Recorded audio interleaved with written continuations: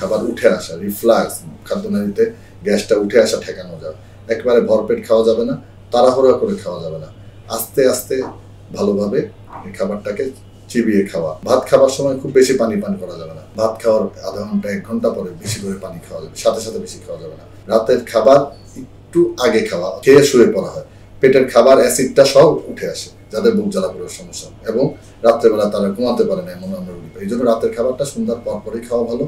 না পারলে অন্তত রাতের খাবার ঘুমানোর অ্যাটলিস্ট 2-3 ঘন্টা আগে খাওয়াটা উচিত। মাথার নিচে উঁচু বালিশ দিয়ে শোয়া, 2টা বালিশ দিয়ে শোয়া, যাতে খাবার অ্যাসিডটা উপরের দিকে কম উঠে আসে। খাবার সময় টাইট কাপড়, বেল্ট এগুলো পরিধান করতে মানা করা হয়, এবং ভরা পেটে নামাজ পড়া, কোনো ওজনের জিনিস তোলা বা ঝুঁকে কোনো কাজ করতে মানা করা হয়। অ্যাসিডটা যেহেতু পাকস্থলীতে জমা থাকে, খাবারের পর খাবার হজম করার জন্য সমস্ত অ্যাসিড চলে আসে, HCl সিক্রেশন হয়, হাইড্রোক্লোরিক অ্যাসিড। তো সেটা স্বাভাবিকভাবে যাদের বুক জ্বালা পোড়ার সমস্যা বেশি, এটা তাদের রিফ্লাক্স হয়, অর্থাৎ উপরে উঠে আসার প্রবণতা হয়। কিছু খাবার আমরা অ্যাভয়েড করতে বলি, যেটা আপনার বেভারেজ ড্রিঙ্কস, কোক, চা, কফি, চকলেট, সিগারেট, মদ, যারা অ্যালকোহলিক তাদের ক্ষেত্রে ঝাল, অতিরিক্ত তেলের খাবার, পান, জর্দা, এই জিনিসগুলো আমরা অ্যাভয়েড করি।